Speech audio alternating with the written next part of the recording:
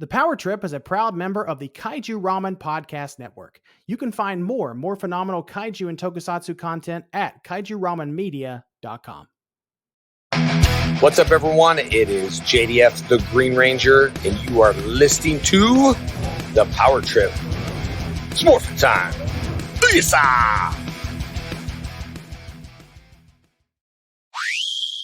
Taisaku Sentai, Pod Ranger. Hello, listeners with attitude. I'm Michael. And I'm Nathan. And we're continuing our journey through the Power Rangers franchise. In today's episode, we're discussing the Justice League / Power Rangers comics.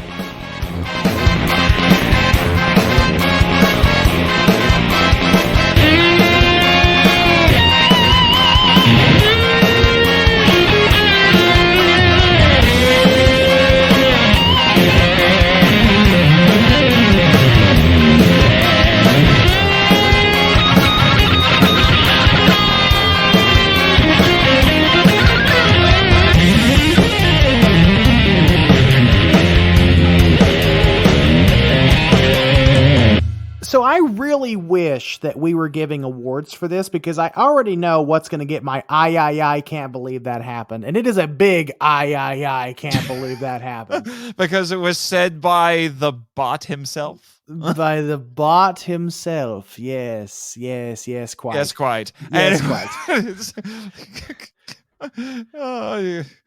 I don't even, wow. Anyway, I'm just sitting here thinking, it's like, wow, I'm going to really be in my element, and poor Michael is going to be lost. I mean, okay, so to be fair, I probably will be a little lost, because, you know, I have a basic knowledge of DC Comics, but it's not as robust as you, obviously. And then the funny thing is with these comics, by the way, this is our first Boom Studios comic on here technically, although it's also a DC comic, because, you know, it's just kind of funny like that. Right. So we haven't quite gotten there yet. We started with paper cuts, now we're DC and Boom, and anyway. But I actually got this graphic novel for you before I got it for myself, which is just kind of funny. I got it for was it Christmas or your birthday? Because I don't remember. Close. It was December. It was one of those. It was one of those, yeah. It was one of those because you had said that, I think it was because Travis was telling you had to.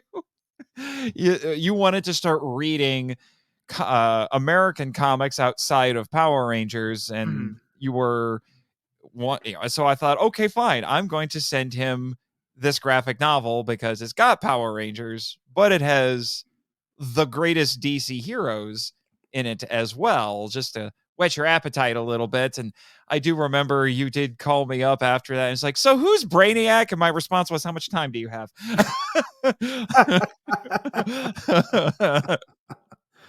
Oh yeah, I remember that. I remember that, having that conversation with you. Yeah, so today's going to be interesting, to say the least. I agree, it will be. But before we get started, Nathan, we have some feedback to catch up on. So is it a letter or is it a review? It's actually I can't keep track anymore. It's actually 2 reviews, because I want to get caught up on our reviews, and I want to get caught up on our emails, because we did take some time off.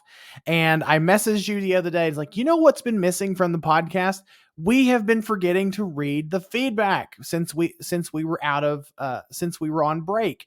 So we're going to start with, we've got some emails from you, the listeners with attitude, and we've got some direct messages from you guys, and we've gotten stuff on our Facebook group, Power Rangers Legacy, and we've gotten iTunes reviews, etc., etc. We got a lot of feedback to cover, but we're going to start with these Apple Podcast reviews this time around. The first one comes from username Nurse with Attitude. Oh boy. And it's the title of the review. It's a 5-star review, and the title of the review says "Great show." And Nurse with Attitude says, "I love the rapport these 2 hosts have." Whoever wrote this spelled report, but I get it. It's rapport. I love the rapport these 2 hosts have. I know nothing about Power Rangers, but I love how passionate they both are. Also, the red one, Michael, is hot. So thank you, Nurse with Attitude. I really appreciate that feedback. From the bottom of my heart, I really appreciate that feedback. I can't face palm hard enough. Why? This is an honest review from a honest person just saying what they think about this podcast, about this show. And I'm not a person who really receives compliments very well. I think it's, I always get a little uncomfortable when people give me compliments. I don't know why. It's probably it's just part of my personality. But you know what? I appreciate this nurse with attitude saying that I'm the hot one.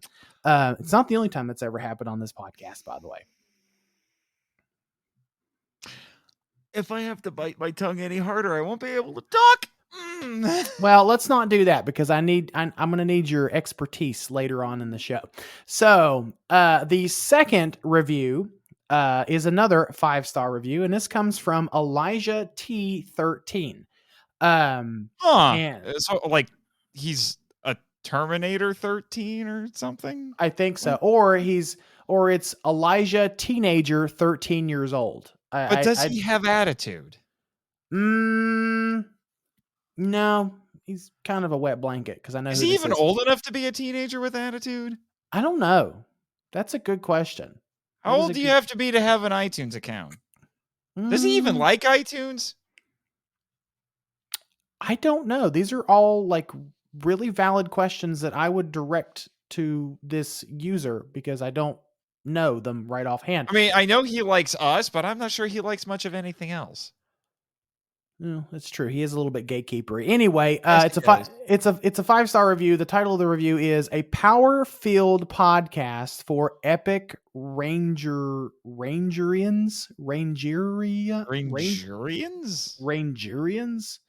Okay.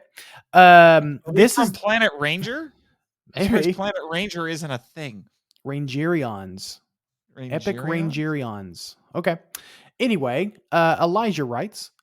This is the definitive Power Rangers podcast, both embracing and holding the franchise to the highest standards and love you could possibly have. Michael and Nathan are true Ranger fans and surely will entertain, inform, and intrigue all Power Ranger fans from all walks of life. The best Power Rangers podcast available. Well, thank you, Elijah T13 for that lovely review, and also thank you, Nurse with Attitude, for that for also submitting that lovely review. We appreciate you both. We sincerely do. Wait a minute. What? Nurse with Attitude said the red one is hot, right? Yes. But I'm red now. Yes, but you weren't red in December. So this review was submitted on December the 4th of 2022. Oh, fine. You got me there. Right. Coincidentally, this was submitted 2 days after my birthday. That's weird. Okay. More tongue biting. Moving on. So Nathan, we have a comic to talk about here. Power Rangers X the Justice League. There is no X. Fuck. This is not Power Rangers Cross Justice League, and it's Justice League is first. Whatever. Power Rangers will always come first. Anyway, it doesn't matter. Just read the epic plot synopsis, please. Lord Zed invades the command center after using a fake Alpha 5 bomb. He and Zack fall through a faulty teleporter and into the DC universe. The rest of the Rangers follow, and after a brief battle with the Justice League of America, they join forces after learning that the villainous AI Brainiac has gone to their world and shrunken and bottled Angel Grove. With their Morphos stolen and the Zords under Brainiac's control, two teams of iconic superheroes must fight the Zed Brainiac Alliance to save the Earth. Which is a much more epic plot synopsis than what was given to us on the back of this book. So... Yeah, I'm looking at it right now, and I mean, I haven't read the back cover on this in a while, and it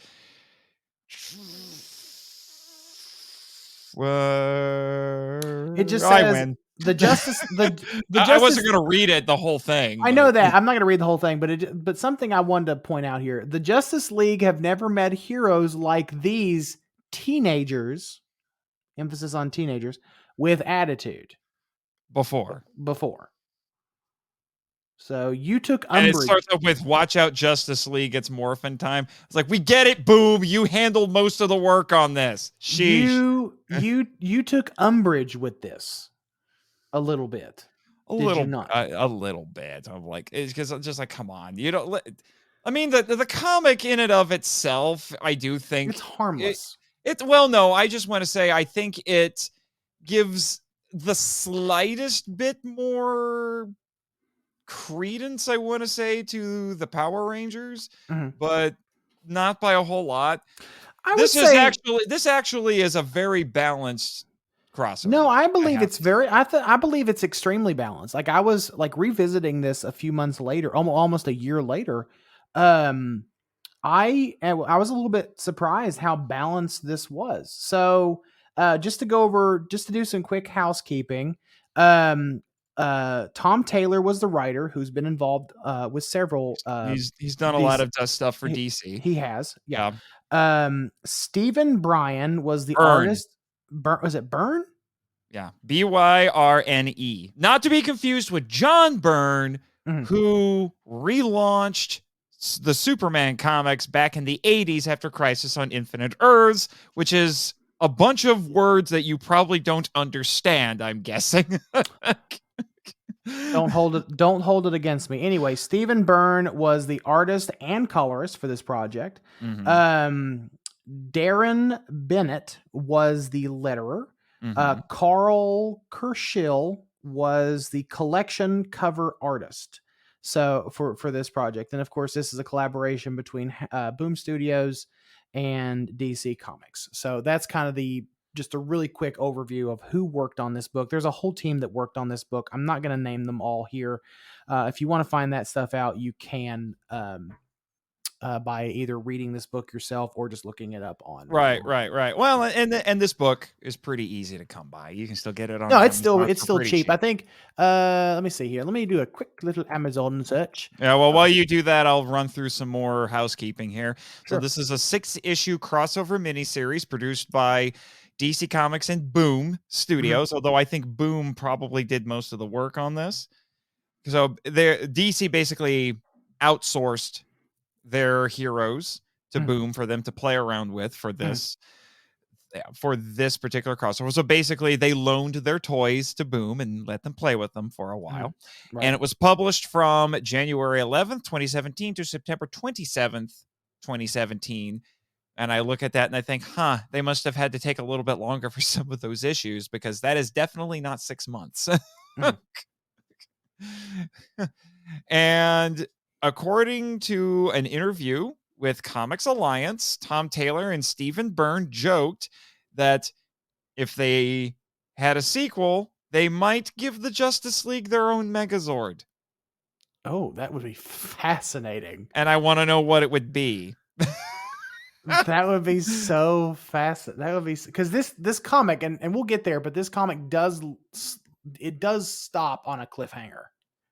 Kind of a cliffhanger? Kind of, yeah. Kind of. I mean, we got a sequel to the Power Rangers TMNT crossover, and they're doing basically that sort of an idea, which is they're reversing it, where in the first miniseries, the Turtles became Rangers, but in the next one, the Rangers are turning into anthropomorphic animals.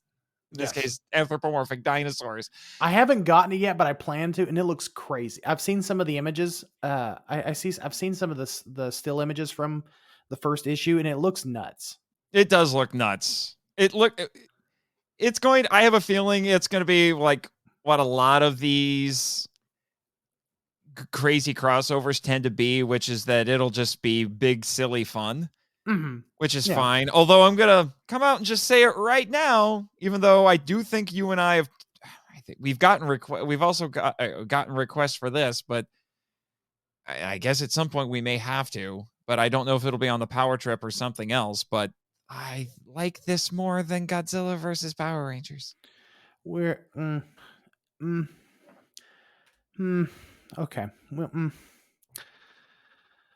You can still buy this on Amazon for okay, to be fair, I think and objectively speaking, this is a much better story than Godzilla versus the Power Rangers. Like Godzilla versus the Power Rangers has its own like charm and importance with the in and of itself, but in terms of like story and just keeping your attention outside of the nostalgic little bits, like this is a much better written story. So really quickly before we move on, this is still available on Amazon. It's a little bit more expensive than what it was when I believe you bought it for me.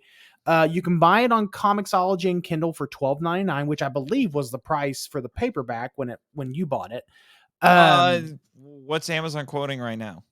Amazon is quoting for the hardcover, it's $35. For the paperback, it's $24.09.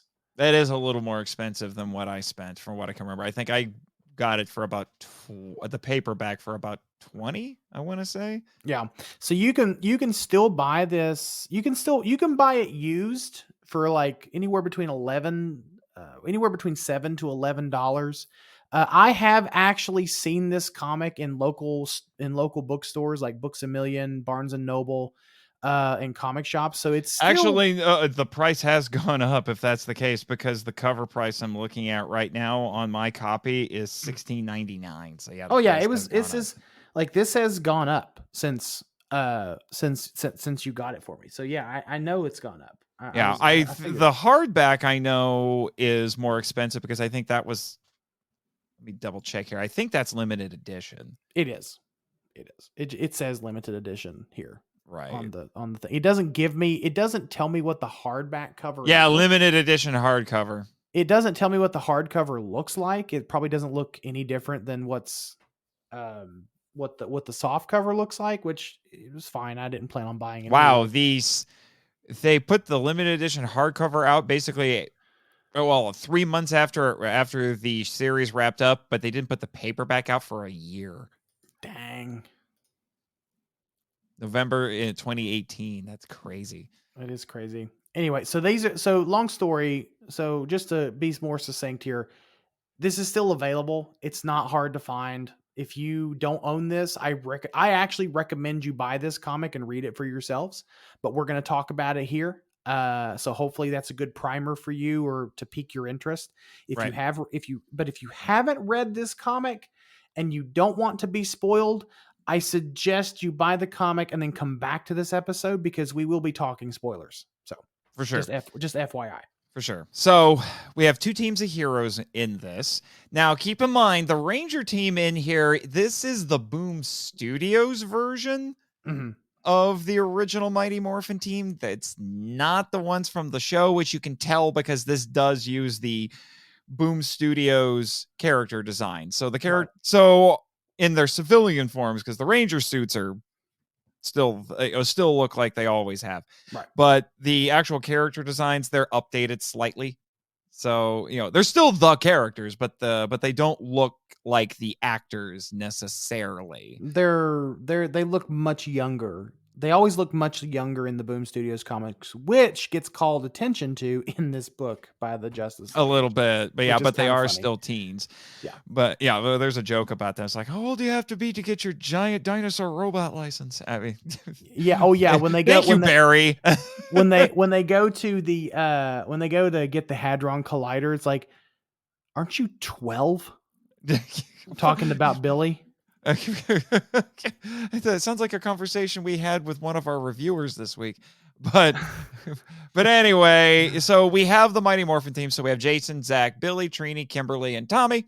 And then in true fashion, because the core team of the Justice League typically has about 6, sometimes 7, but they're going with 6 this time because this is something I should note for the comic book fans out there. This is the new 52 Justice League. I can tell you that. Just what does that mean? I was going to tell you. New 52 was a massive reboot that DC did in 2011. Okay. And it was called the New 52 because they relaunched all of their titles. There were 52 of them, hence the name, in the same month with new number 1s. And it was a complete reboot of their universe, and it came after a big story that they did called Flashpoint, which I've read Flashpoint. I've read some of the early New 52 stuff Right. for at least, I would say, 5 or more years after they did that. The response from readers was extremely mixed. Some people were like, well, this title's fine. Other people were like, these are awful. And some of them were just like, why is this even here? Why did you even do this?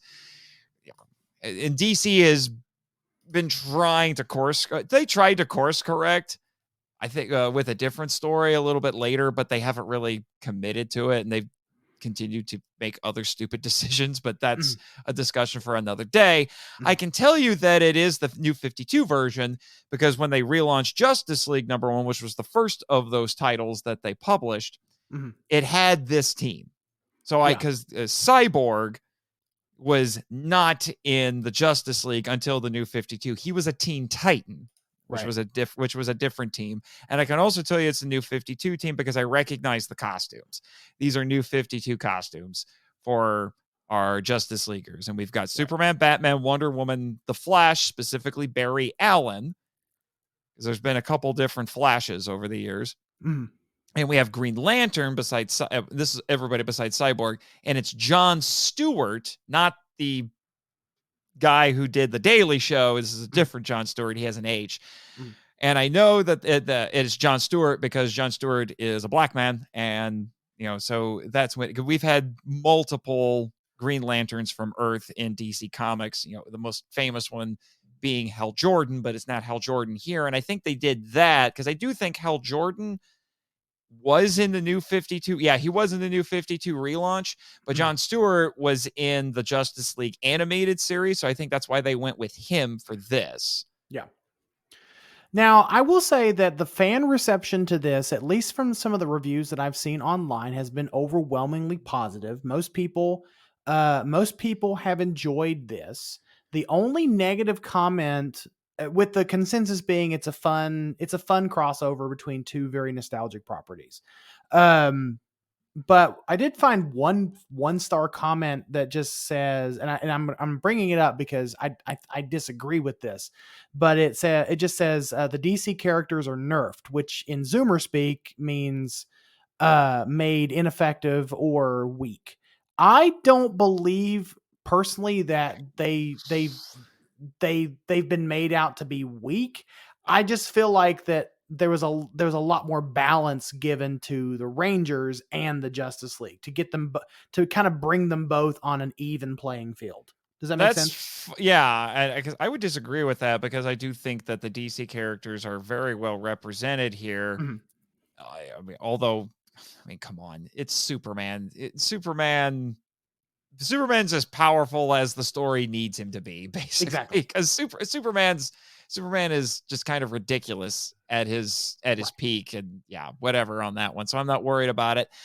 And that's funny because we have a listener, shout out to Christopher Reiner, who actually takes some umbrage with this comic because he thinks it's unfair that Batman should be able to take out Zach in the early parts of this comic. And I'm like, Zach was hurt. Batman is a more experienced fighter. And even Batman points out in the front of the book when they first meet each other, like, let me see. Wait, what was the and Batman has legitimately beaten superpowered characters before. He has. So there are plenty of reasons why it's okay for it to go this way. I'm sorry. Well, it's I'm trying to look here. Give me just a second because I want to find it here. I want to find that comment from Batman. Let me see here. It's Batman says, I don't know what is Zach says, you're one of Zed's monsters. Batman says, I don't know what a Zed or what monster you think I am, or what a Zed is or what monster you think I am, but you seem disoriented. The way you're carrying yourself suggests a number of injuries. You may have a concussion. So Batman recognizes that Zach is hurt, and that does give Batman let's admit let's just admit it, that does give Batman a little bit more of a tactical advantage. Yeah. Because it's Batman. Come on. 'Cause it's He's Batman. mother trucking Batman. I am by no means a bat bro, but it's Batman. Well, Jack's a bat bro. Our friend Jack is. Probably. I'm just saying. But, and then just to give everybody else a quick rundown, we've talked about all of these characters before on the Power Trip, so we're not going to, except for the Justice League, obviously, but we're not going to go through all of them, but we do have Alpha and Zordon in this. Mm-hmm. We do. And our villains are I put Zord Zed on here in the notes. Oh, well, but Lord Zed. How dare you disparage the good name of Lord Zed, sir? Just be glad I didn't call him Ed. Anyway, so Brainiac and then the Putty Patrollers are in this as well. And it's funny, they have Putty Patrollers, but we also have Brainiac drones. So I should have put that down as well. And we do have some nondescript monsters in this. Yeah, like we have octopus, we have octopi. Which looks like Brainiac's skull ship. Yes, he has a skull ship, people.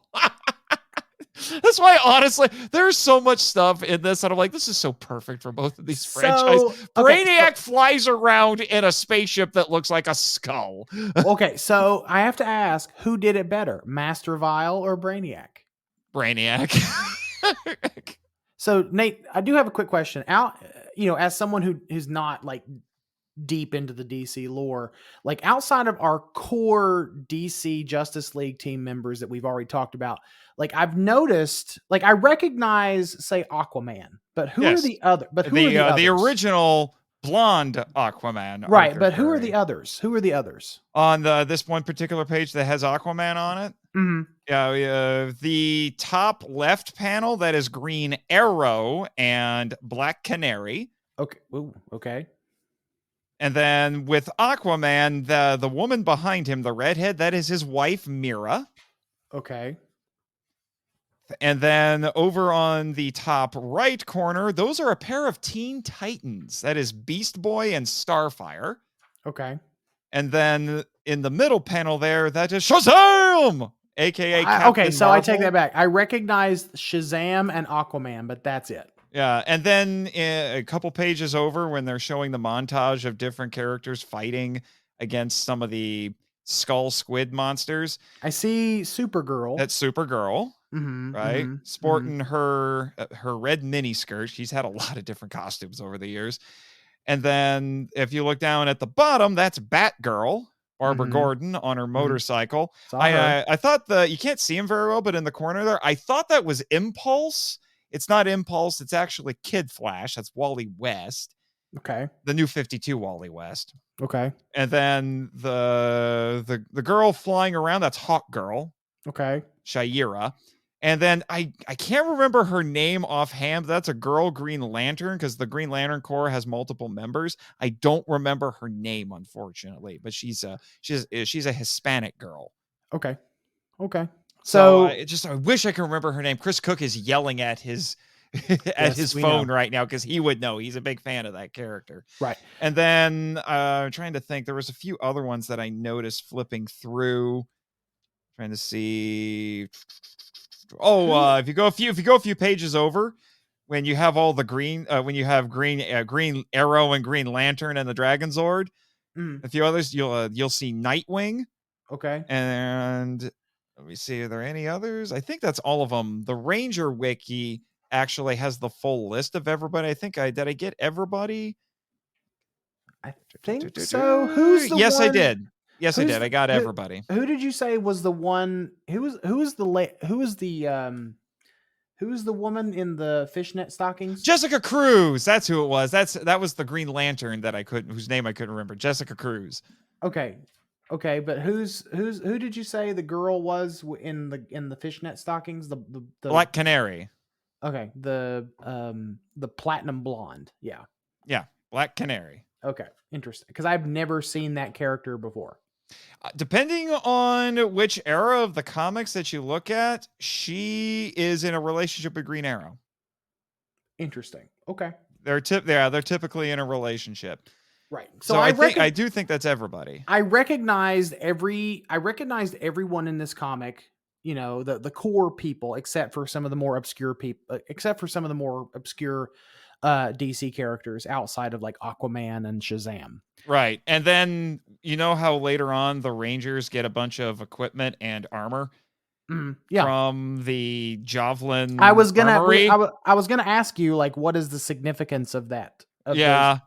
Well, first off, the sword that Jason gets, Batman actually calls that one. I said, "Oh, that belonged to Azrael." That's a Batman character who he's basically a slightly insane anti-hero and a kind of an uneasy ally for Bruce Wayne.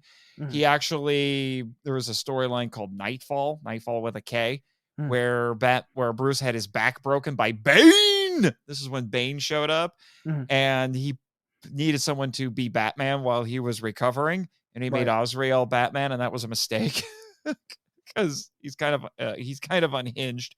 Now, I had to look up the atomic axe. That actually belongs to a character named Persuader, who's been around since the 60s. And then the punching glove arrow. The punching glove arrow. That's something that Green Arrow had, and it was like a silly thing from back in, I can't remember if it was the Golden Age or the Silver Age, but it's become a bit of a joke amongst comic book fans. I'm like, yeah, he had a punching glove arrow. But when you get down there, when all the Rangers are wearing new stuff, I can identify most of those characters. One of them, I feel like I should know who he is. Like the one that Zach has, I'm like, I recognize the character, but I don't remember his name. The same thing with, I'm trying to remember which one is that. The one who was in the night looking armor. I think that's Billy. Yeah, I think that's Billy. I recognize the armor, but I don't remember the character's name. Tommy is wearing Lex Luthor's kryptonite suit. Jason is dressed up like Red Hood. And Trini is Hawk Girl.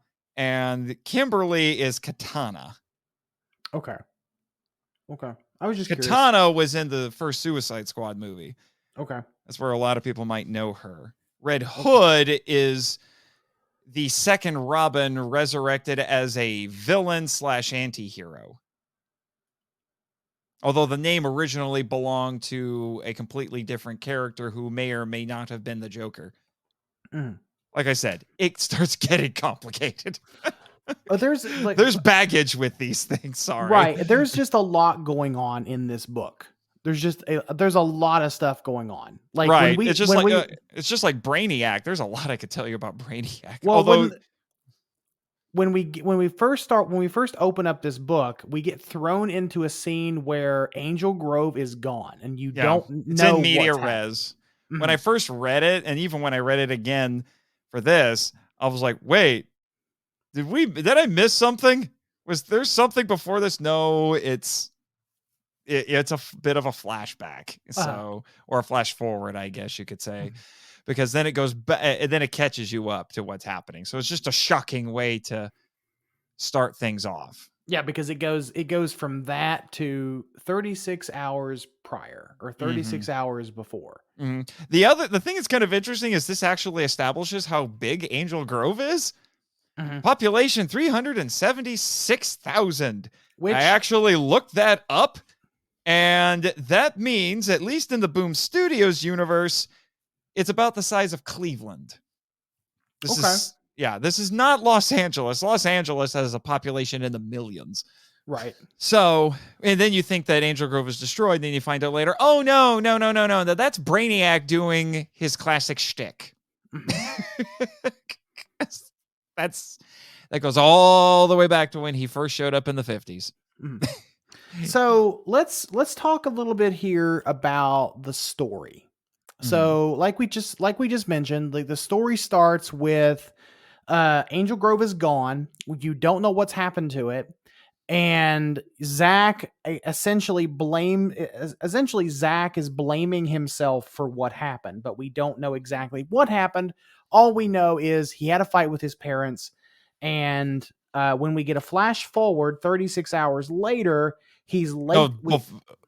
36 hours 36 hours before, sorry, he is shown teleporting to the command center because he's had a fight with his parents and he's late. But here's the thing, Alpha 5, it turns out Alpha 5 is missing, so the Rangers have to go look for him, but Zach is the one that finds what he thinks is Alpha 5, which turns out to be a fake and a bomb planted by Lord Zed to invade the command center. Right, so we basically get 2 episodes of Mighty Morphin kind of combined here, because we get Zed invading the command center, like in which season episode 3 was in season 3. I'm just trying to remember. Season 3 Coming was, of the Zords, changing of the Zords. No, changing of the Zords. Changing of the so Zords. We from that and the final. It was the end of Alien Rangers. That's what it was. The end of Alien Rangers, when Rito and Goldar are trying to plant a bomb under the command center. Right.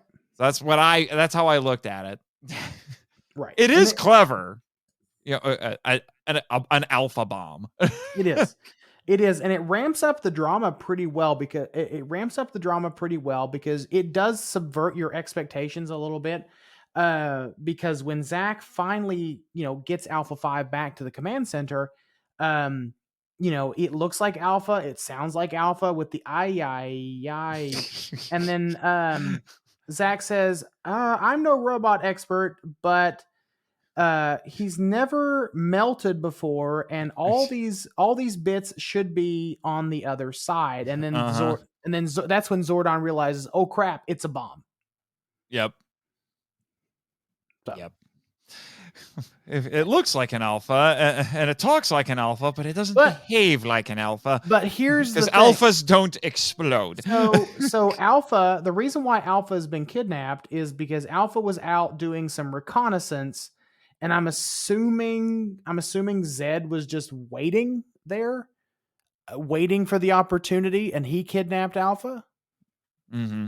But I wonder how Brainiac got Alpha 5, unless probably from Zed, because at that point they had joined forces. Because at that point they had come back to Angel. That's right. Because so it would have made sense for Zed to have had Alpha kept somewhere. So when they came back to Angel Grove, Zed would have brought Alpha onto Brainiac's ship. That's right. Okay, so that actually does make sense. But apparently the whole premise, the whole reason why we're back in the DC universe is because of the explosion damaging the teleportation system within the command center, and that opens up a wormhole essentially to another dimension. Mm-hmm. Trust me, this is kind of par for the course. No, I mean it's a premise that I'm willing to wrap my mind around, because it's not the most obscure thing we've ever seen. Right. It's as legitimate a way to dimension hop as any. Trust me. Not obscure, absurd. Absurd is the word I wanted to use there. It's not the most absurd thing I've ever seen. Right. Right. Yeah. And then in true Stan Lee fashion, because this was one of Stan Lee's trademarks, when the heroes meet each other, they must fight. When they first meet, they must fight. So that's what we get. Zach tries to pick a fight with Batman, which goes about as well as you would expect. The rest of the team comes through, and they think that everybody in the Justice League is working for Zed. And then the rest of the Justice League shows up, and then shenanigans ensue. It's actually really funny. I love the reactions that they all have to each other. Like they say, because the Rangers summon the Zords and the Zords come through, which just really ramps things up. And like you have these just patently absurd images of like the pterodactyl Zord picking up the Batmobile like it's a little worm and then flying away. And then Kimberly's calling up the rest of the Rangers like, hey, there's somebody flying after me. It's like, in what? He's just flying. and it's Superman. Well, it's you have Batman here getting his butt kicked by the Rangers, and then he calls for backup. Well, the first backup to come is Barry, the Flash. The Flash. And so the Rangers have he disarms them and he disarms. Yeah, it's funny because they have their weapons ready, and then you just see the red streak of lightning come by, and then they don't have their weapons anymore. He just basically disarms them all, which I thought was a funny. Kind of a funny thing. But these first few pages, like there's a lot going on in these first few pages. Yeah, there is. I love some of these lines that I'm just like, guys, this is the DC universe. This is not the weirdest stuff that you've dealt with. Like Barry is calling up Cyborg in the Watchtower, which is their orbital base Command of operations. Center. Yeah. And he says we have a hostile group of enhanced beings in Gotham, and I'm not quite sure how to say this. Batman's been taken by a flying pink dinosaur robot. I'm like, this is not the weirdest thing, guys. And then she says, someone flying in what? Just flying in the air. And then Superman, because he's Superman, he just knocks on the sword and says, "Miss, I'm going to have to ask you to land your pterodactyl." That should be the title of our episode. I'm going to have to ask you to land your pterodactyl. Oh boy. There's a lot of good lines to use for episode titles. There's a lot of really good dialogue. I'm looking at the page here now between when Barry the Flash is talking to Green Lantern, and it says from what I overheard, I don't think they're from here. They have no idea where they are. They attack, and then Lantern says they attacked Batman. If I didn't know and then Barry says, if I didn't know who Batman was, I'd probably attack him too. And then Green Lantern says, good point. So there's a lot of like just really cheeky dialogue in this that's kind of funny. Yeah.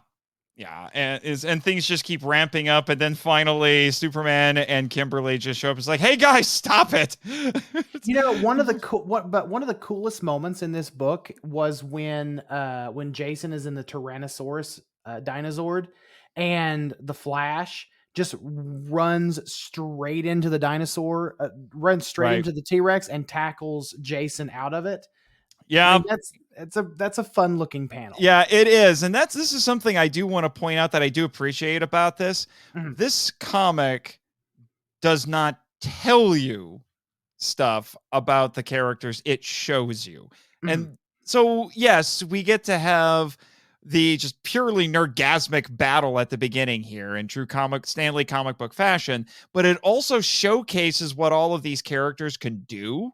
So if you go into this only familiar with one set of heroes and not the other, you're able to see, oh, that's what these characters can do. Oh, these kids have weapons and can summon robot dinosaurs. Oh, the Flash can do that.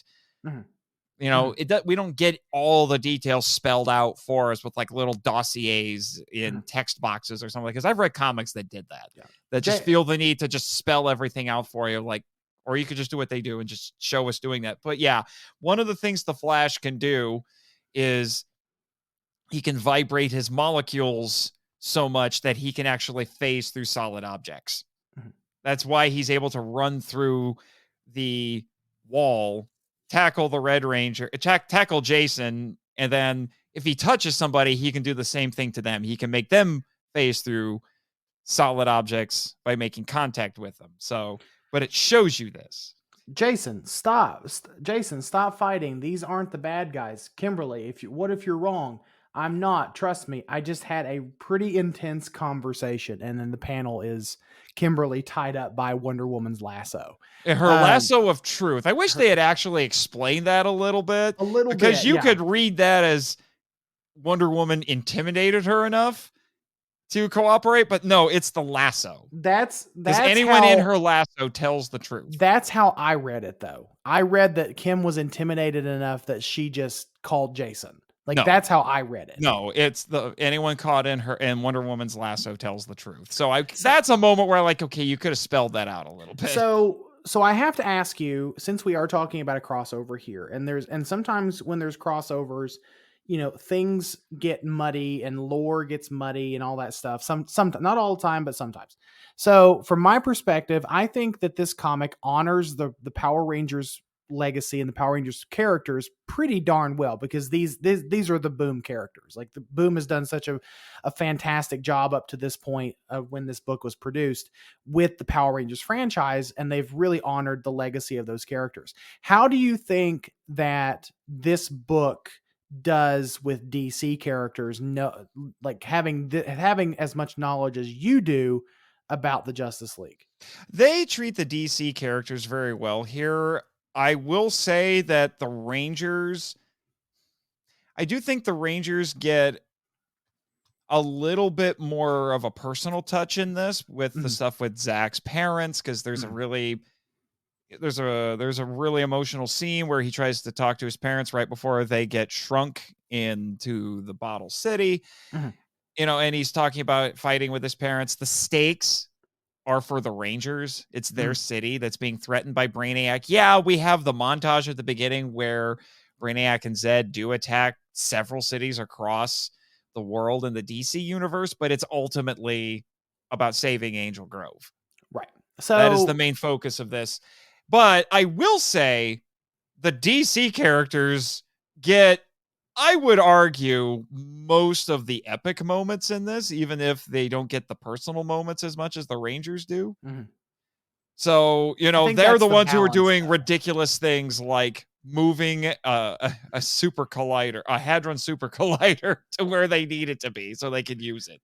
Well, I think that's the balance, though, because we're dealing with Power Rangers who are essentially human. Like we're essentially they're humans with special abilities when they transform, and then you have these essentially supernatural beings, these demigods in the Justice League, except Batman, able to do these fantastic things like move a 17-mile wide Hadron Collider. So it would actually make a lot of sense for them to have a lot more of those epic moments, because those characters kind of just lend themselves to that. Oh, they do. Right. And then there's some little nods to certain things, like Superman tells Zach, like, trust me, I know I lost my home too. Yes. See, yes, that's what I was good. Yes. Like that. And the fact that Batman knows how to reboot Cyborg and they're not necessarily happy with that. That is a bit of an homage to, I haven't read it yet, but I'm really familiar with it. That is a reference to a storyline in Justice League called Tower of Babel, where you find out that Batman has basically files on every member of the Justice League and has figured out how to take all of them out in case any of them go rogue for whatever reason, whether it's mind control or otherwise. And the Justice League doesn't necessarily appreciate that because in that particular story, someone broke into Batman's files and stole them all and was trying to assassinate all of the Leaguers. I think it's fair. I think what you said earlier, it's fair to say that the Justice League gets all like the big dramatic moments until the end. Then we start getting the Ranger characters start getting some crazy moments. Right. But. So it's just, I feel like it's Justice League through like the first, I don't know, 2/3 of the book, but then it becomes pure Power Rangers at the end. But what I'm leading into is, we talked about the Rangers get more of those human personal moments, but I think the only one allowed to have that within the Justice League, like you've already said, was Superman, because he identifies with how Zach is feeling. Well, it's something else. The Wonder Woman is, well, pardon the pun, wonderfully written in this because she goes into the government officials and is a diplomat. That is very Diana. That is exactly what she would do. When Wonder Woman is written properly, she will do stuff like that. Her first recourse is when properly written, is almost never violence. She will talk things out first if she can. She's now you start a fight with Wonder Woman, it's not going to go well for you. But no, she's in like no Wonder Woman is portrayed as Wonder Woman is portrayed as incredibly diplomatic in this book, which is what she should be, because she's the one who has to go in there and advocate for the Rangers so that all the people in the government will actually listen to them and not. I think what were they trying to do? I'm trying to remember, but they were going to they were going to enact their own plan, and they had to go in there and tell them, no, let us handle it, basically. Yeah, basically. The government was going to intervene. The government was going to intervene. They're like, no, let us handle it. Right. Yeah. I'm trying to. It's NATO. It was NATO was going to do something. NATO, yeah. Yeah, NATO was going to do something. Let's talk about some of the bigger moments in this book. And when I say big moments, I mean there's no bigger than gigantic Alpha 5. I was going to say big moments.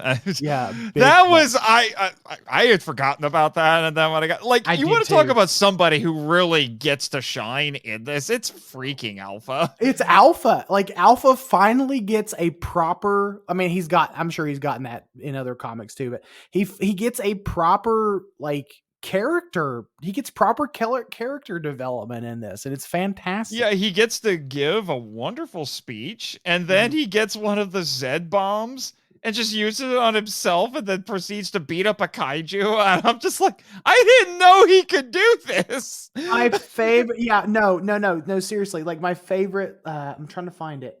It's those two. It's 3 panels. I can't tell what page this is on, but it's 3 panels. And he grows ginormous, and Alpha says, I choose to fight for something larger than myself. Yay!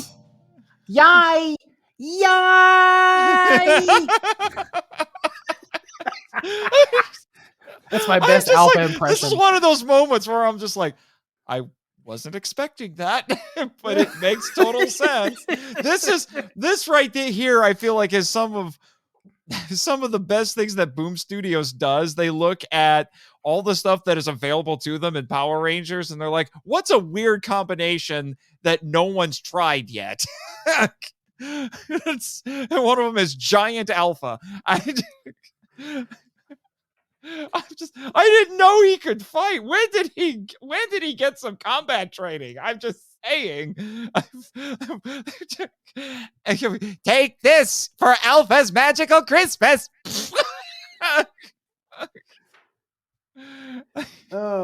Alpha says, Power Rangers, I could have crushed you. I could have crushed those people or you. I'm so sorry. It's okay, Alpha. It's your first time punching a Leviathan. We've all been there. And it's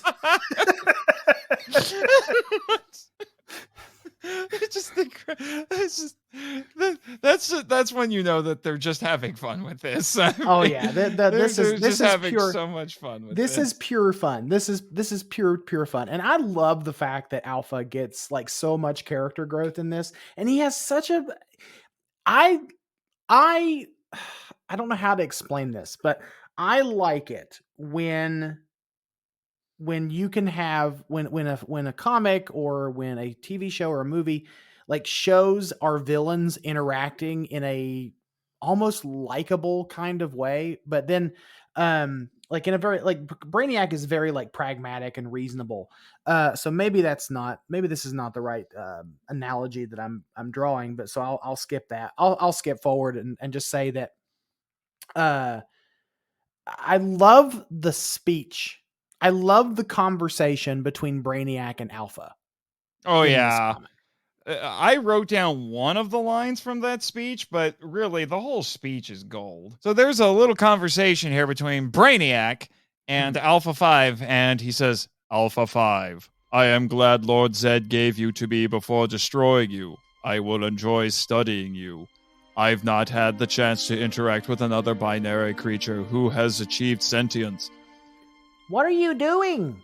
Preparing. I am curious. You have achieved so much. Why would you choose to work with the Earthlings? Because I want to, I guess. They're good people, doing good things. That thinking seems flawed. Simple. There's nothing wrong with being able to feel empathy, Brainiac.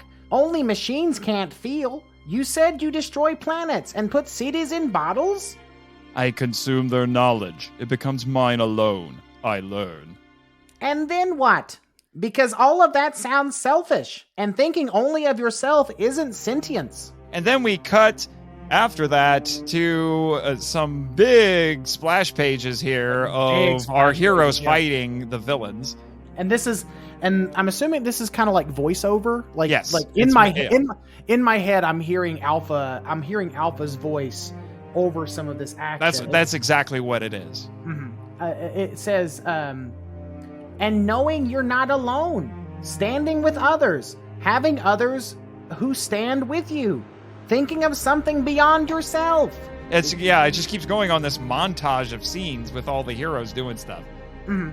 And Alpha's dialogue is you've got Superman talking to Billy and Trini and Cyborg and there's just a lot going on in this panel.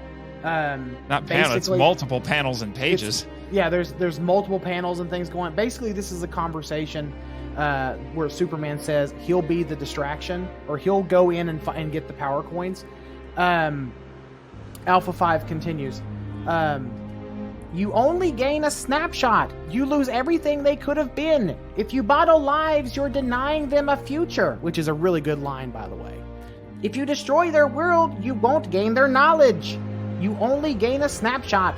You lose everything they could have been. You miss out on everything they're yet to learn. You halt their progress. The human race has so much potential.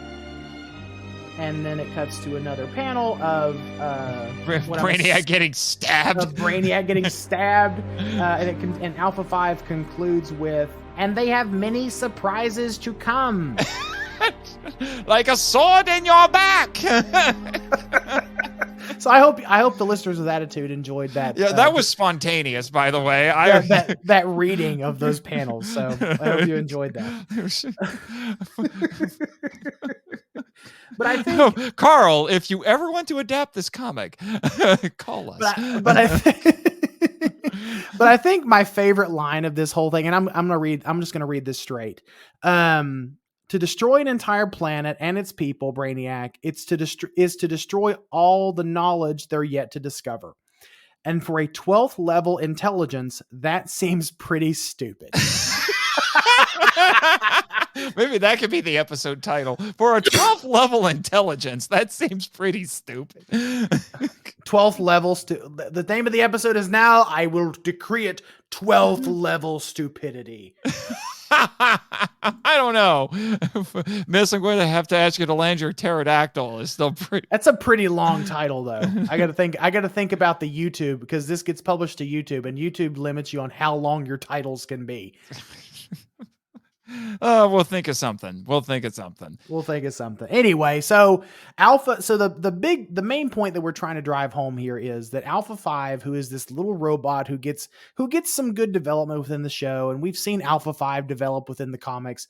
He gets some big moments, and I really appreciate. what philosopher. I didn't know that either. Like, I just really appreciate how Alpha 5 is written in this comic. Yeah, and then at the end, do we want to talk about? We've got other things to talk about, I guess. But since we're on the subject of Alpha, yeah, let's just talk about it. Since we're on the subject. Evil Alpha at the end.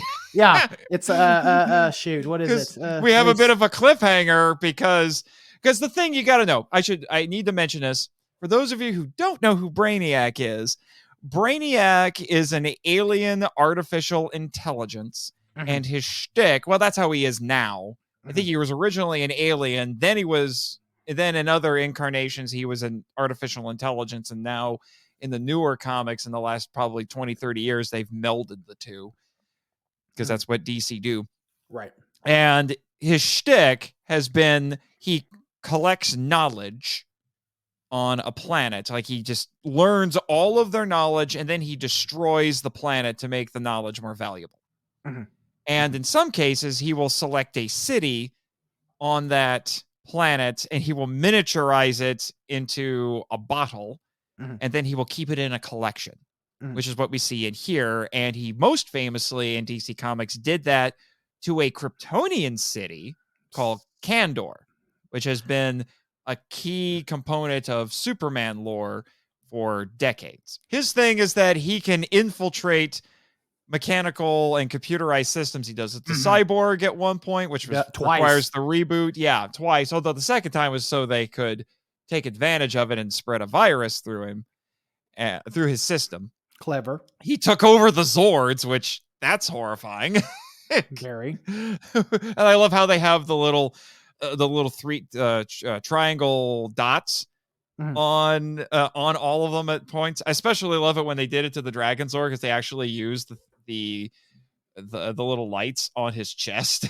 And they turned green. That was great. And so we find out at the end he's gotten into Alpha, and we have this very foreboding final panel. Yeah, it's Jason. Bye, Justice League. And it just cuts to Alpha. I am Brainiac. Yeah, and then you see the triangle dots on his visor, and then that's how it ends. And I'm like, no. That's how it ends. It ends very. It's like it reminded me a lot of like Vengix at the end of our. A little bit, actually, yeah. A little bit. So okay. So we could potentially get Evil Alpha, and as we all know, Evil Alpha is the best villain in Power Rangers.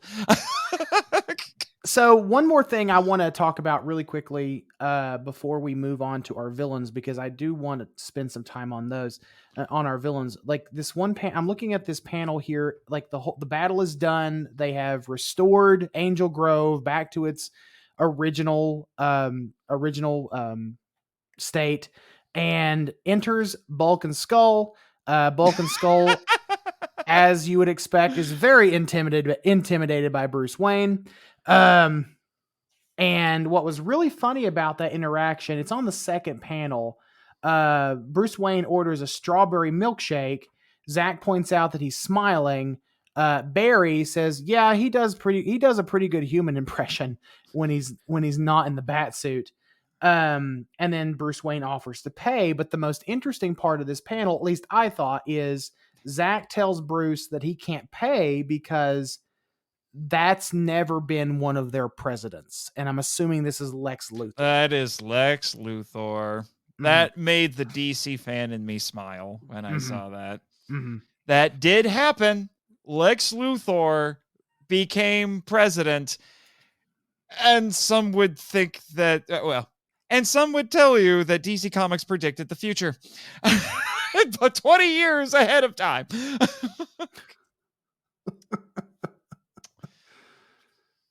Except in that, no, actually, Lex Luthor, when he first appeared, had red hair.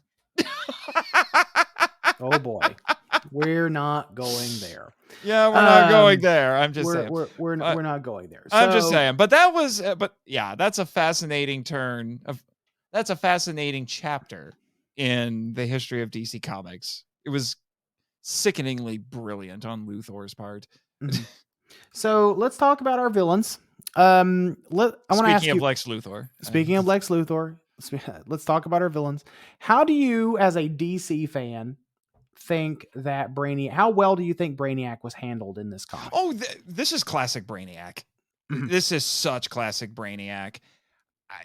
A lot of times, what I notice with stuff like this, if they're doing kind of like these one-off, non-canonical crossovers or some sort of an adaptation or something like that, they will boil down these, a lot of times, very long-running characters down to their essences. So this is classic Brainiac. Yeah, it's the New 52 version of Brainiac, or I should say the more modern version of Brainiac, where they combine the alien and the artificial intelligence, because that's his new origin. He was an alien scientist who merged with an artificial intelligence that he created, as opposed to being one or the other.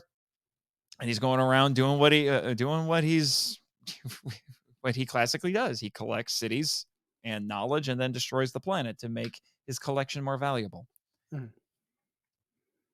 Now, Zed is in this.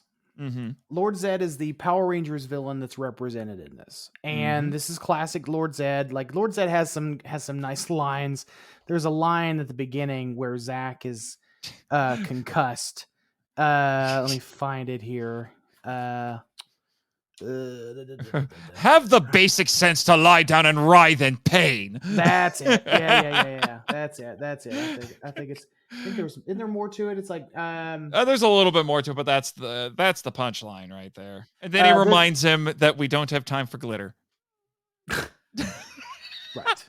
Now I think that happens at the end of the book when I think it's and I don't think it's Zed that says that. I think it's actually Jason who says, "We don't have time for glitter," as he's punching Zed in the face with the Megazord, because Zed makes himself grow to gigantic size and fights the Megazord. Which did happen in the show once. You're correct. But he did not fight the Megazord. We got Zed versus Megazord in this.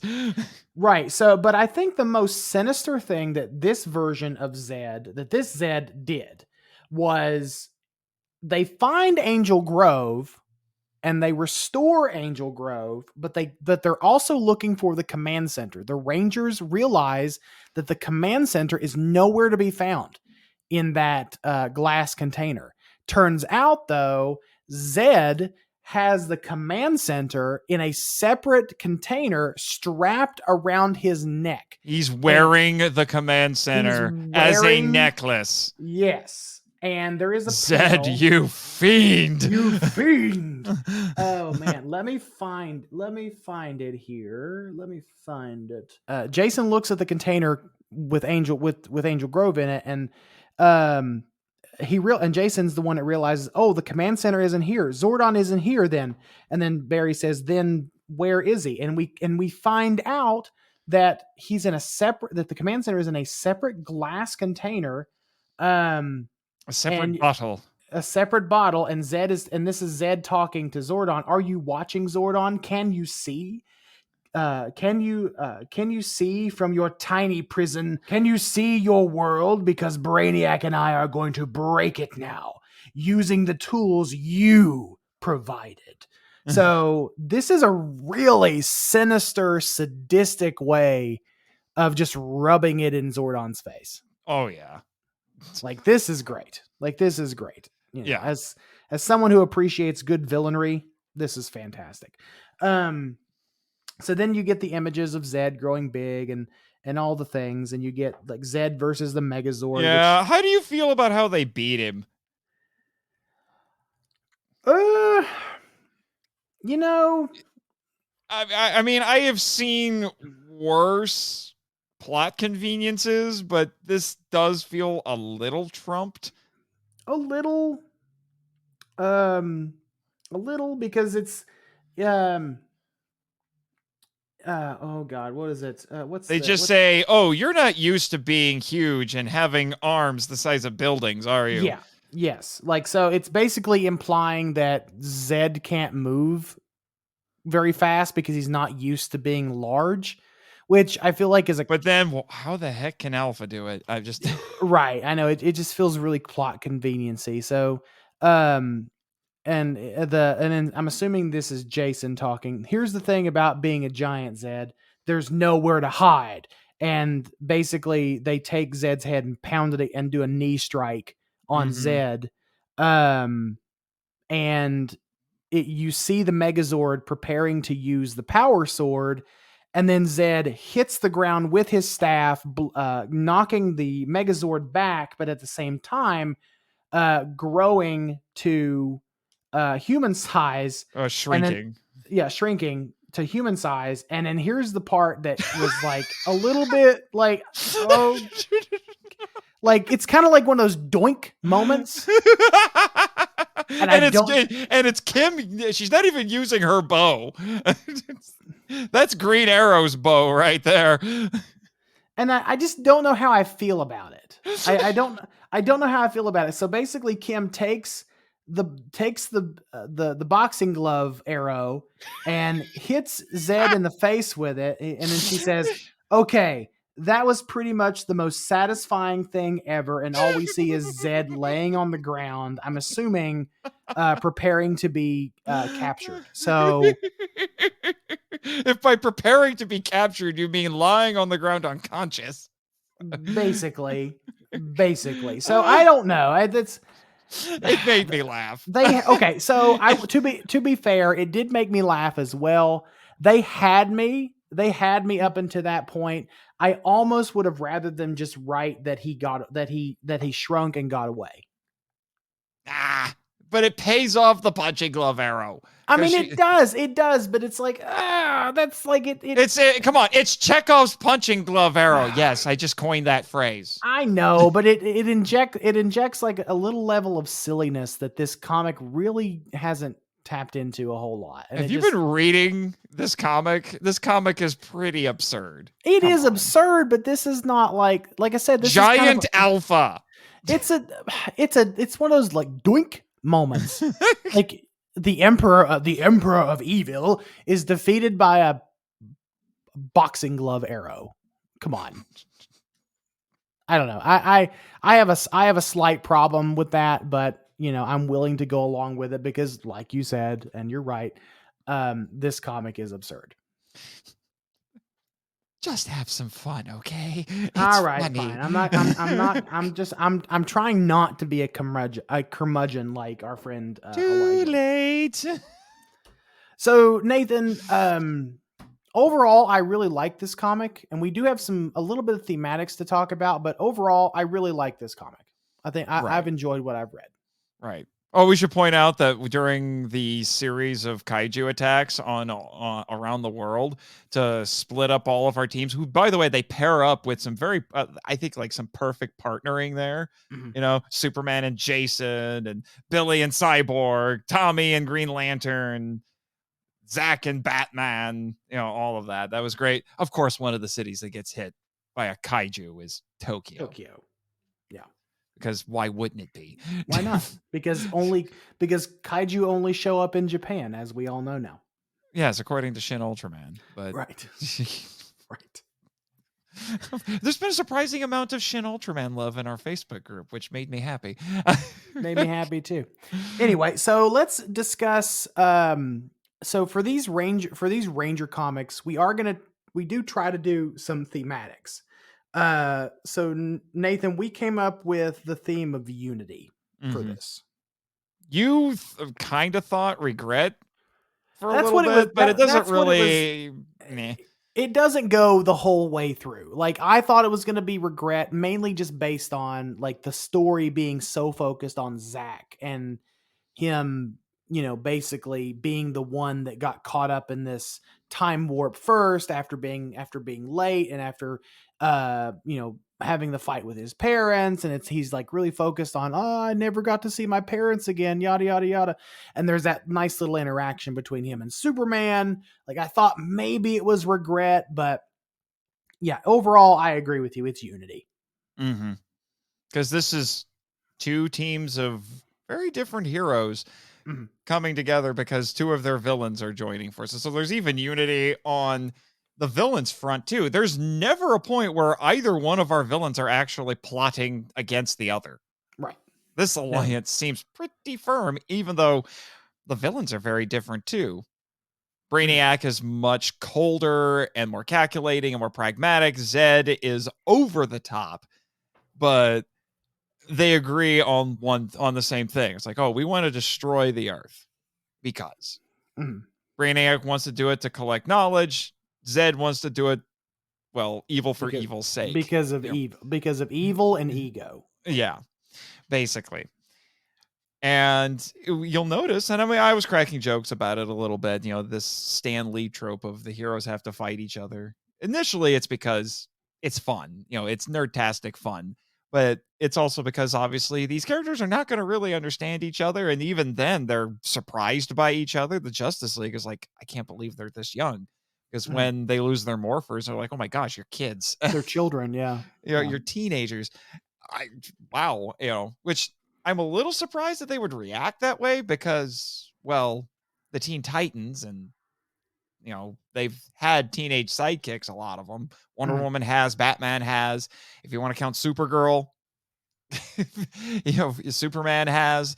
But she just, when she wasn't really a sidekick. It's just that when she showed up, she was a teenage girl, right? But they're cousins. So and Flash has had teenage sidekicks, and most of these teenage sidekicks went off and became the Teen Titans. So you would think they would, that this would not be all that surprising for them, but I understand. So these very different characters fight with each other at first, and then when they realize that they're on the same side, then they stop fighting, and then it's all about making sure that they can win the day, and they have to not only combine their powers, but combine other things, since most of them are several of them, I should say, are really smart. So then you have the bit where they're trying to figure out how to use the super collider to open another interdimensional portal. And it's all of them basically putting their heads together and in some form or another. What was it like? It was Diana and Billy and Barry.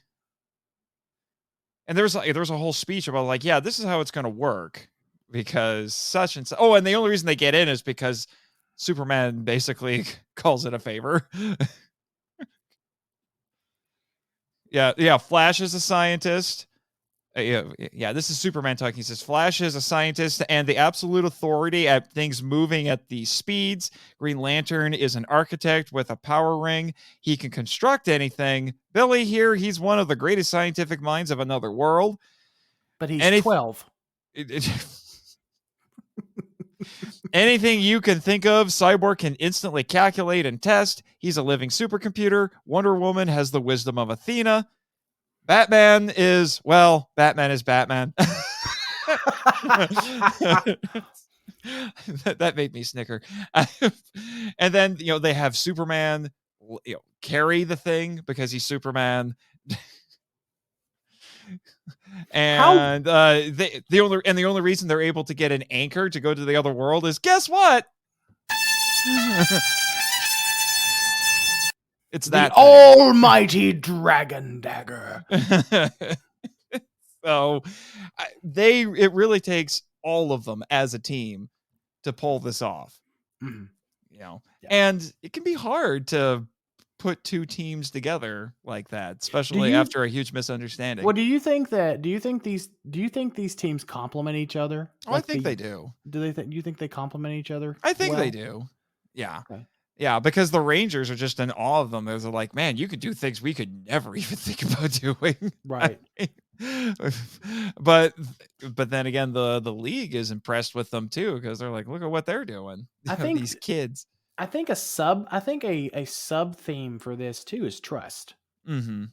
I think trust. I don't know if we've talked about trust on not the pod. Not as a full-fledged theme, but yeah. Right. I think trust is also like a sub theme. Like it's a subcategory of Unity, because the Rangers have to learn to trust. Well, first they have to learn to trust the Justice League, and the Justice League has to learn to trust them. And I think honestly, it's especially true for Batman. It's especially true for Batman, but Batman's a cynic anyway. And sometimes a little paranoid, but right. Yeah. So, but I do think it does take, from what I read, it did take longer for the Justice League to trust our Rangers than it did for our Rangers to trust the Justice League. I think that's because the Rangers are teenagers. I think they're a little more idealistic. A little more idealistic, a little more willing to go along with that. The Justice League is a bunch of adults. They've been hardened by the world a little bit. Yeah, and then of course, like, you have these two villains too. You have Zed, who is an egomaniac in and of itself, and then you have Brainiac, who is incredibly intelligent. 12th level. 12th level 12th level, in fact. But is incredibly powerful as well. These two villains have to trust each other, and they seem to trust each other because, like you pointed out, there's no backbiting, there's no there's no Zed saying, when we get back to Angel Grove and I get what I want, I'm going to destroy Brainiac. And there's no vice versa. There's no Brainiac undermining Zed. There's no Zed undermining Brainiac. Like, there's still that unity and there's that trust there, because which is so weird. It's trust. Well, it's trust born out of a mutual goal. And I think that's and a lot of times, and that's true not just with superhero. That's true not just with superhero stuff, but with just everyday life. Like, people, coworkers that are all focused on the same goal, and people just in general that are focused on the same goal and focused on the same outcome, and they're on the same trajectory with one another. There is that certain level of trust that you have to have in one another to accomplish your goal. Mm-hmm. Right. So, like I said, I think it's fun to actually watch how that all plays out. Mm-hmm. Going from conflict to allies to, I would say by the end of it, friends. Yeah, because I honestly, I think it was an act of, I would say, friendship. I think Billy making a communicator that the Justice League could have in case they ever run into trouble, and more sequel baiting. And Superman extends the same offer to our Rangers. And I mean, call me weird, but I'm gonna just come out and say this honestly. Without these Justice League characters, especially Superman, Batman, and Wonder Woman, the Rangers wouldn't be here. They are the original superheroes. Comic books are a uniquely American invention. Just like rock and roll. And country music, jazz. Yeah, but then how do you account for? I'm going to play devil's advocate here. How do you account for manga? Like, when the medium was started in the United States, as we understand it. Okay. And it just found its way over to Japan. Okay. Probably because of the occupation. It wouldn't surprise me, because manga didn't really become a thing until after the war. I hope you guys enjoyed our Zhu Ranger discussion on the westernization of Japan, because that almost kind of plays into what we were talking about in that episode. Yep. Yeah, because the not the godfather, but the grandfather of manga, the father of manga, if you want to call it that, he's a grandfather at this point, is a guy named Osamu Tezuka, who created Astro Boy. And that was, I think, the late 40s, early 50s, if I remember correctly. Gotcha. Okay. But Americans were publishing superhero comic books, really just comic books about everything starting in the 30s. So, and they were very popular. Comic books were very popular with U.S. troops during the war. So wouldn't surprise me if that's how they got over there. So, superheroes can trace their origins back to Superman, Batman, and Wonder Woman. I would say that's the big three. There were a few quote unquote superhero characters who existed before that, as we understand them, but it was these characters that really solidified them. Right. Yeah. Right. So it just seems, I was thinking about this earlier today before we needed to sit down and record, and it just seems kind of funny. We've seen these crossovers. We'll talk about, I think we've got maybe a couple more, one or two more crossovers like this slated for the podcast. There's several we're considering, including one from a very generous listener. Oh my.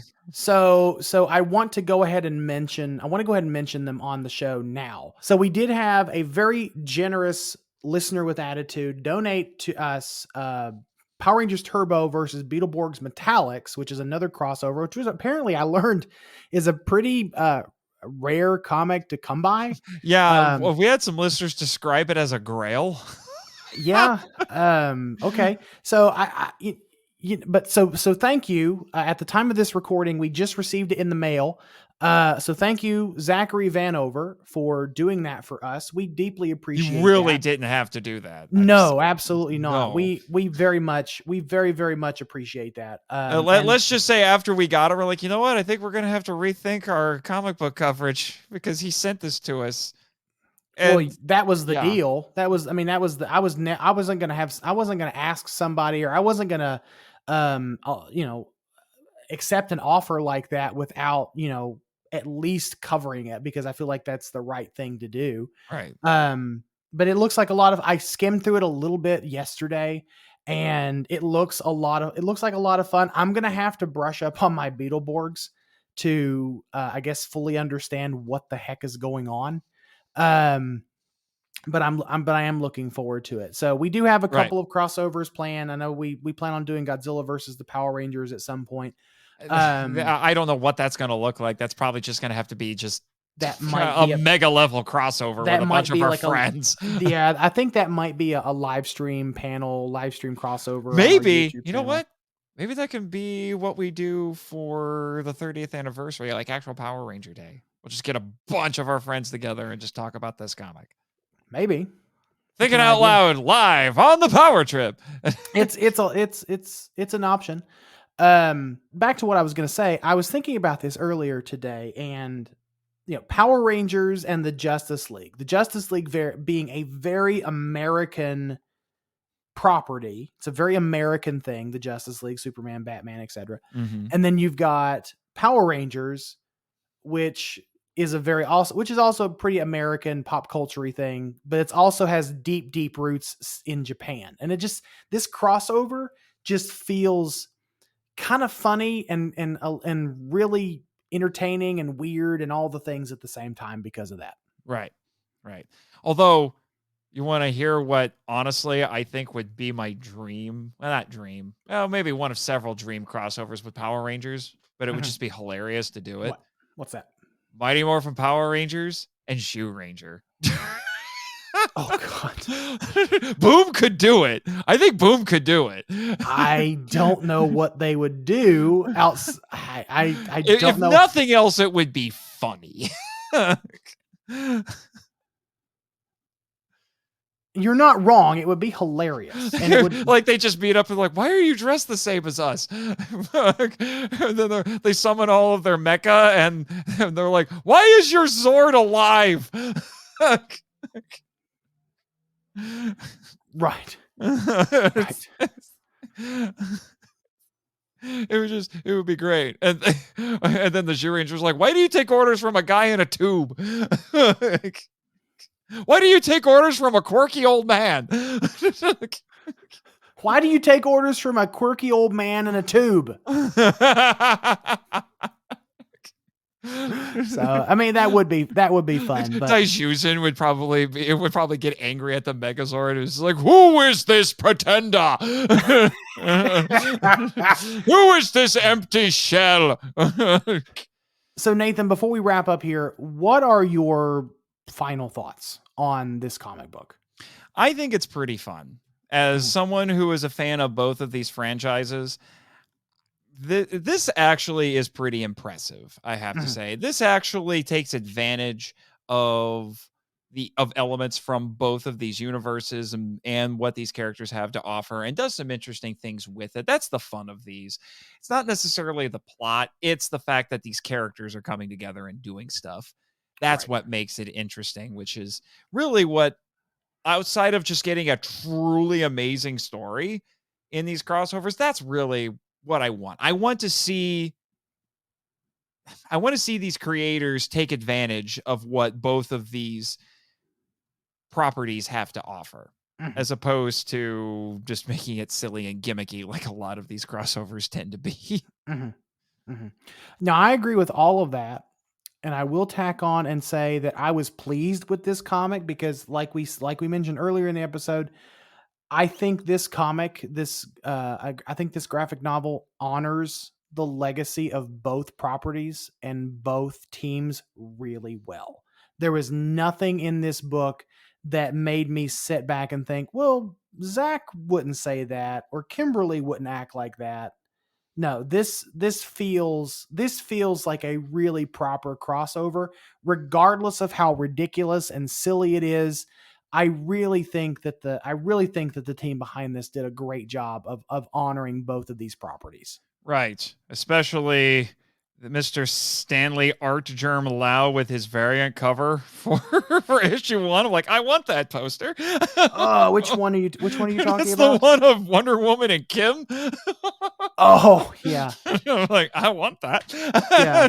I will Yeah, hang that on my wall. Like I've seen like some of these alternate covers. I'm just kind of flipping through here, just looking at some of these, and some of these are really gorgeous. Like you have this like hyper. Let me find it here. You have like this hyper realistic version of the team. Let me find it. Who's it by? It is the one by Francisco Matina. It's the very like oil painting looking poster. Right. I saw that and I thought it was Alex Ross for a minute. No, this is Francisco Matina. I know that one's really good too. No, it's very Alex Ross style, like that hyper realistic painting style, but it's really good. But I agree. I think probably the best cover is of course Kim and Diana. By who did this one? I said Stanley Art Germ Lau, and there's 3 different Okay. versions of it. You can just get the pencils, you can get black and white, or you can get color. It's gorgeous. All of this is gorgeous. Well, Nate, that was our discussion on Justice League meets the Power Rangers. Care to tell the listeners with attitude what they can expect in the next episode? Well, we're getting back to our Super Sentai coverage, and let's just say we're covering something that's going to make Whodunit Better really hard to figure out. It's almost unfair to compare because we're getting Gosei Sentai Dairanger. Oh, I'm looking forward to this one. And I'm hoping, fingers crossed, if schedules end up working out, we're going to have not one, but 2 of our very good friends on that episode. Yes, we're going to have Danny DeMana, who will continue to, well, I would say he properly completes the March and Hamilton podcast hat trick, because he'll be on a mainline episode, not a bonus episode. And then our former co-host in common, Travis Alexander, will be joining us hopefully as well. Because apparently he's a huge fan of Dairanger. Oh no, I mean during the JDF memorial stream, he says, we were asking like, what do you guys want to be on? And he just screams out, Dairanger, Dairanger, Dairanger. So he really likes Dairanger apparently. But no, if anyone who remembers Travis, he was on that stream to memorialize JDF. He was also on a bonus on a lightning round episode when we talked about a friend in need around because the time Common Rider. Masked Rider / Common Rider. So Travis will be making his return to this podcast to talk about Dairanger with us and our friend Danny. So I'm looking forward and I to that. think he's the only other person who can say that he's done the March and Hamilton podcast hat trick. It's true. Go figure. Go figure. We are currently trying to nail down which comic we're going to be covering next month. Right. We have some contenders, but it's going to really depend on schedules and really just narrowing down what we want to talk about. mainly just narrowing down what we want to talk about, because we've got, just to give you a sneak peek, we've got Shattered Grid, we've got Power Rangers Aftershock, which was the sequel comic to the 2017 movie, and then we've got Beyond the Grid that we're thinking about doing. So there's a couple of those that we would like to have guests on, and we're trying to work out schedules there. Right. But as of right now, we're just trying to decide which of those 3 to do next. Right. Because we have a few other comic book episodes that we have planned, but we have assigned those to corresponding Sentais unless something nuts happens, like Legend of the White Dragon gets released the same month or something. So yeah. So for example, like when we just talked about the Power Rangers Turbo versus Beetleborgs comic, that one will come out the same month as the month we do Car Ranger, because they're both just ridiculous. Well, and it's Power Rangers Turbo, and it's Power Rangers Turbo. So we're trying to pair up the comics to the seasons as best we can. So just to try to make it a little bit more cohesive. Right. And, so that's a little bit up in the air, but we're figuring some stuff out, we'll let you know as we go. We've also been kicking around some other ideas for lightning rounds that we might try. So, and some of these lightning rounds that we've been kicking around, I think you guys are really, really going to enjoy it. Yeah. It's definitely going to, I would say this, it's definitely going to be a walk down memory lane for sure. Whether it's a good walk. Yeah, I was going to say, there might be some fanboying and some rant mastering going on with some of these. And they'll be both, and some of these will be TV related. Some of them will be comic related. For sure. So listeners with attitude, if you've enjoyed this episode where we discussed the Justice League and the Mighty Morphin Power Rangers crossover, please let us know, leaving us an Apple Podcast review, and we will read that on another episode or a future episode of the podcast. If you want to send us feedback, you can email that to us at thepowertrippod@gmail.com, or join our Facebook group, Power Rangers Legacy. Michael, you realize this is all in the credits, right? I know, but I still wanted to tell people. What's wrong with reminding people, Nathan? Because it's redundant. Don't gatekeep me, Nathan. I'm reminding the listeners with attitude where they can get a hold of us to give us feedback so that we can continue to interact with all of our wonderful listeners. Is that so bad of me, Nathan? I'm just saying it's redundant. Whatever. I don't tell care. People to listen to the credits. Anyway, just maybe people don't want to listen to the damn credits, Nathan. Maybe they want to hear my voice talk directly to them in a very kind way. But you read the credits and talk to the peoples. Whatever. Anyway, and it has music and you know what it doesn't have that I'm glad it doesn't have? It doesn't have Rito. So there. Rito's not in the credits. Good. But Ninjor is. He's the bumper.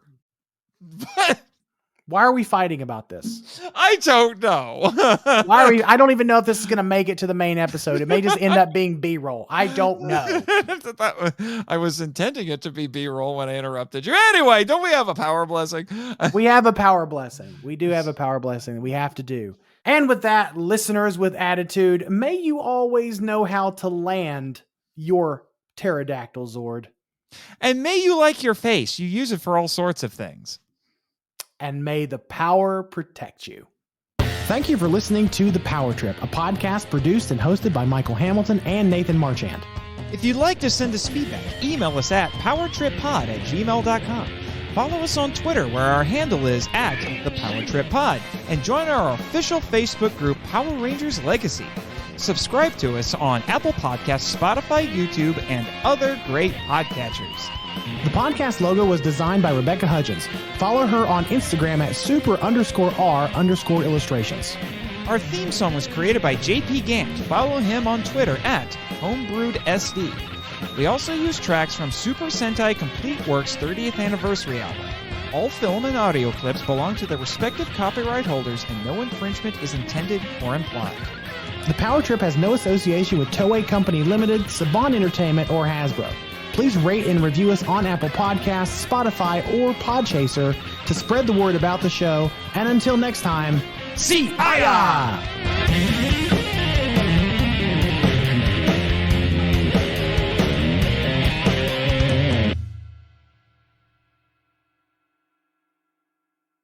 This podcast is part of the Kaiju Ramen Podcasting Network and is copyright 2023 Kaiju Ramen Media, LLC.